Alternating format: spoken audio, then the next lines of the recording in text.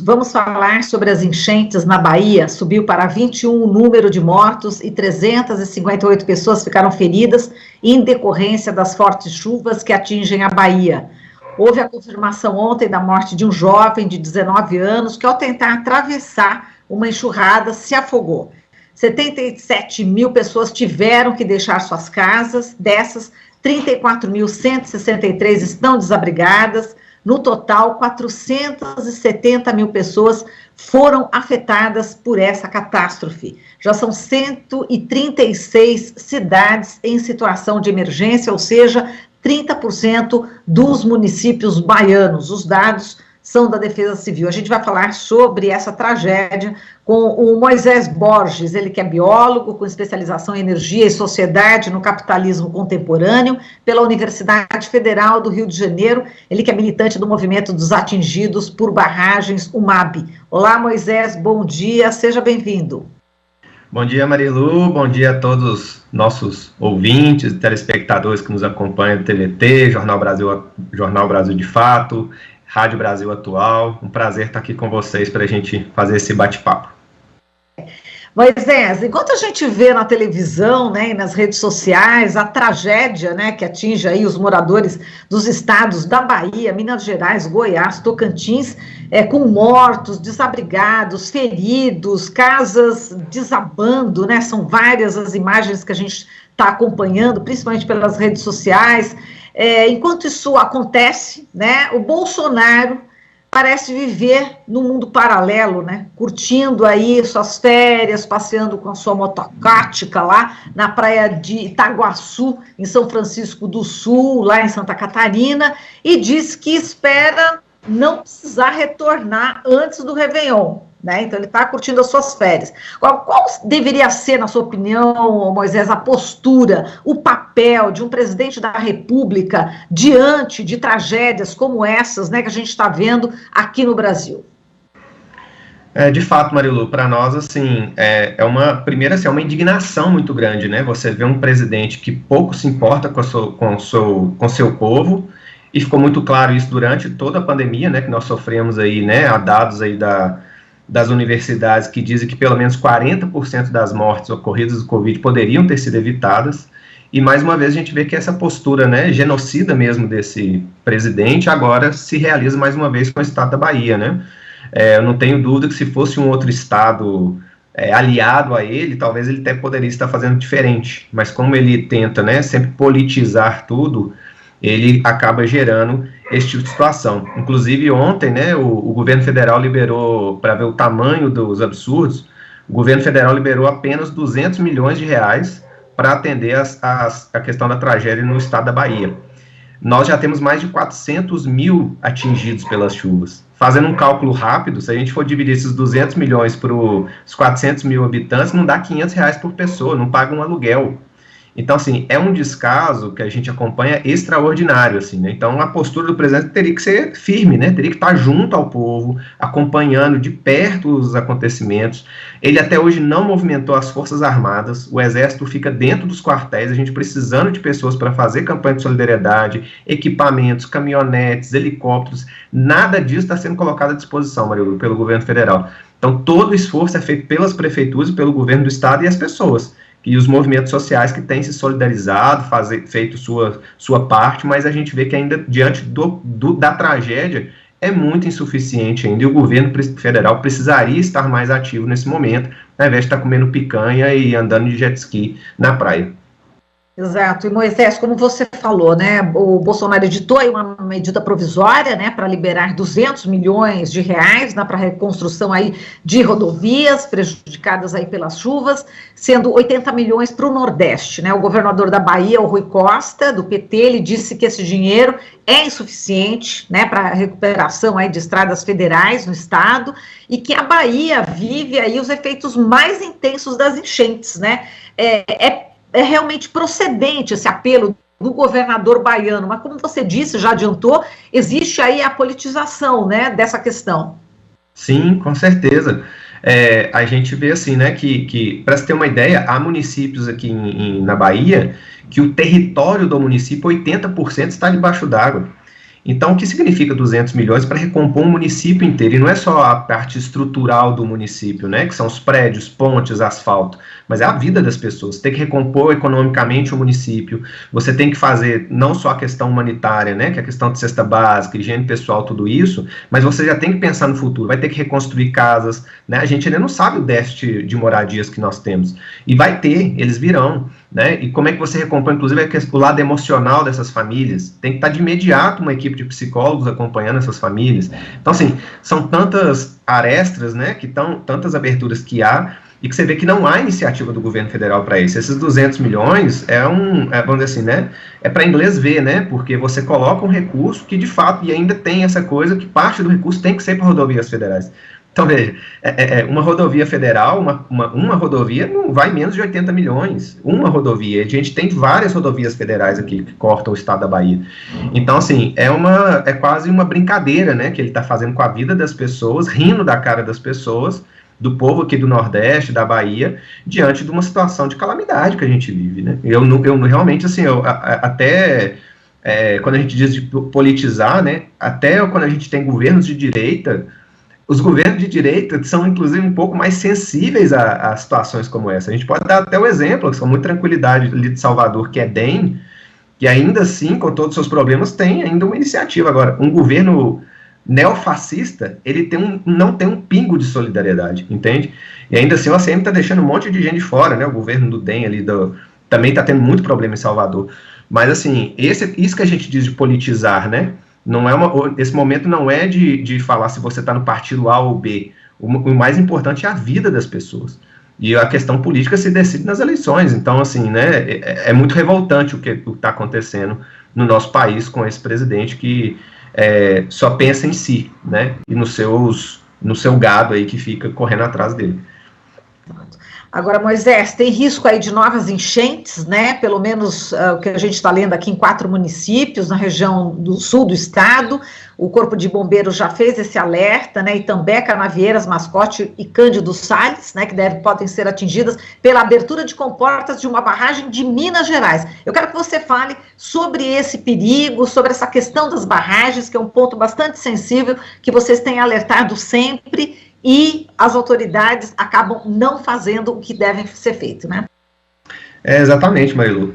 A gente, né, o MAB sempre denunciou muito a forma, né, que as barragens são tratadas. Eu acho que até para o pessoal que nos acompanha tem uma dimensão, né, de alguns dados, assim, mas o relatório, né, da Agência Nacional de Águas, da ANA, de 2017, ele aponta que das 23 mil barragens que ele fiscalizou, e tem mais do que isso, né, porque tem barragens privadas que sequer são colocadas nesse levantamento documental, apenas 3 mil tem algum tipo de fiscalização. Veja, 23 mil barragens, tem 20 mil barragens que não são fiscalizadas, né, e desde quando, ainda no período após o golpe de 2016, com Michel Temer, reduziu ainda a equipe técnica. Imagina, né, a gente já tinha poucos funcionários, e ainda assim foi reduzido a equipe técnica. E com o governo Bolsonaro não foi diferente, né? Ele tem reduzido cada vez mais. O pessoal, inclusive, dos eletricitários, né, que são da CUT, a companheirada que a gente dialoga bastante, dizem que havia antes um setor inteiro dentro da Eletrobras de monitoramento das barragens da Eletrobras. Hoje, ele é reservado a 5 pessoas. Veja, e isso após o golpe. Veja o risco, a gente tem bombas relógio sobre as nossas cabeças, né? Então, há muito tempo se defendeu que a barragem, inclusive, evitava enchentes, né? E fazia todo esse debate. Porém, se a barragem não há um processo de fiscalização e controle, e as normas brasileiras são ainda muito, muito aquém, inclusive das normas internacionais, não se comporta, né? Então, o que a gente vê, né? Primeiro, né? Nós temos aí duas questões, né? Primeiro, há muitas barragens privadas sem controle, inclusive as barragens do sudoeste baiano que romperam, a maioria eram particulares, inclusive de políticos, Nilo Coelho, entre tantos outros.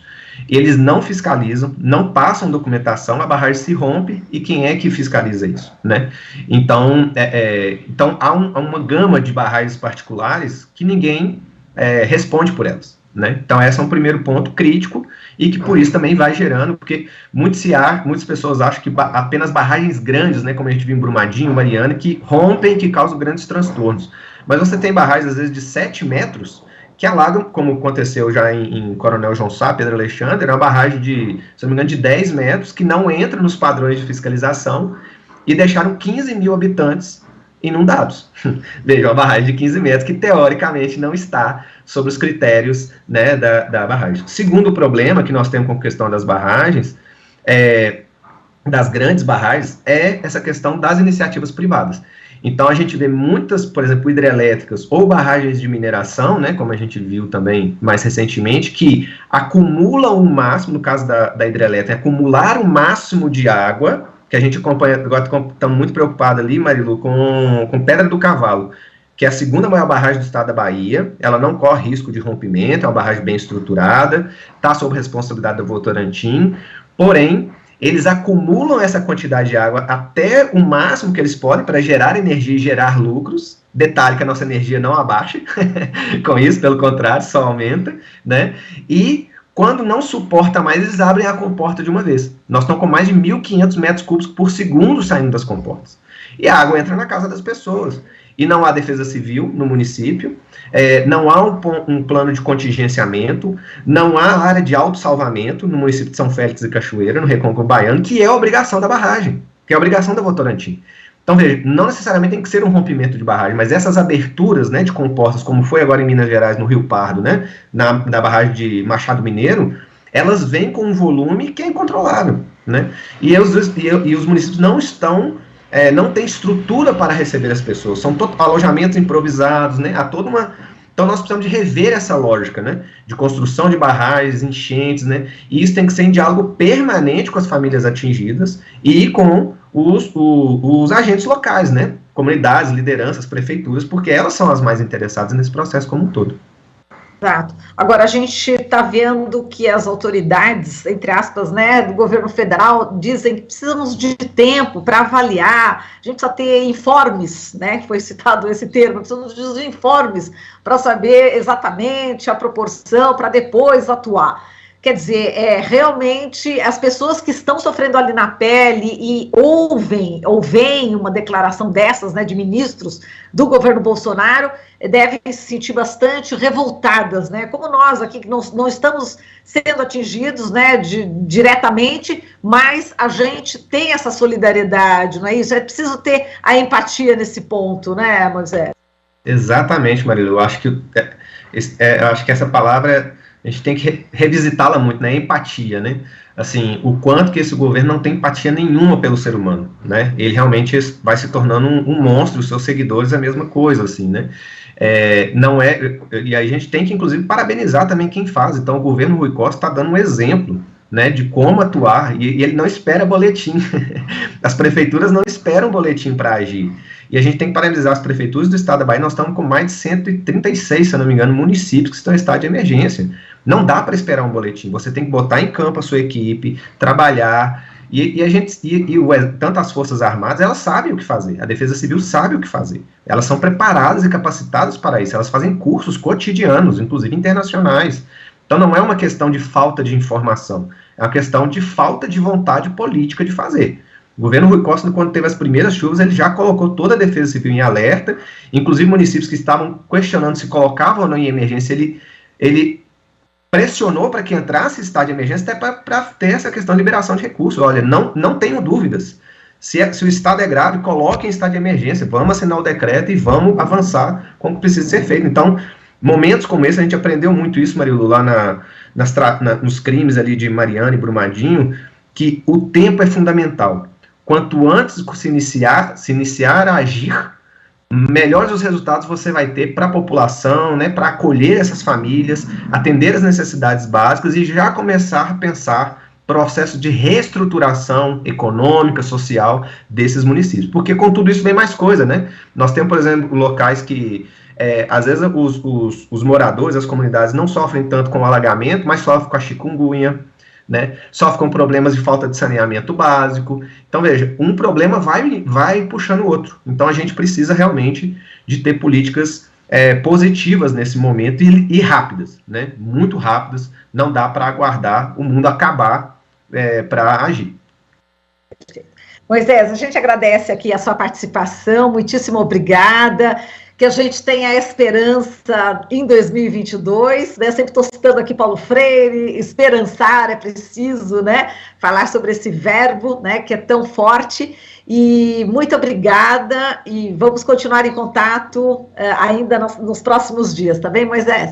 Com certeza, Marilu. A gente que agradece, né, os movimentos sociais populares, a gente está organizando nossas brigadas também, né, de solidariedade, acompanhamento. Então, a gente agradece todo o apoio, solidariedade que puder vir, a gente segue nesse caminho, que esperança, com certeza, nós temos bastante, nós vamos reverter esse quadro, com certeza. Muito obrigado a todos vocês. Obrigada, e é só o pessoal entrar lá no site do MAB, né, do Movimento dos Atingidos por Barragens, e vai ter todo um panorama de como ajudar essa população que está passando por bastante necessidade. É isso aí, Moisés, um beijo. A gente falou aqui com Moisés Borges, tchau, biólogo com especialização em energia e sociedade no capitalismo contemporâneo pela Universidade Federal do Rio de Janeiro e militante do MAB.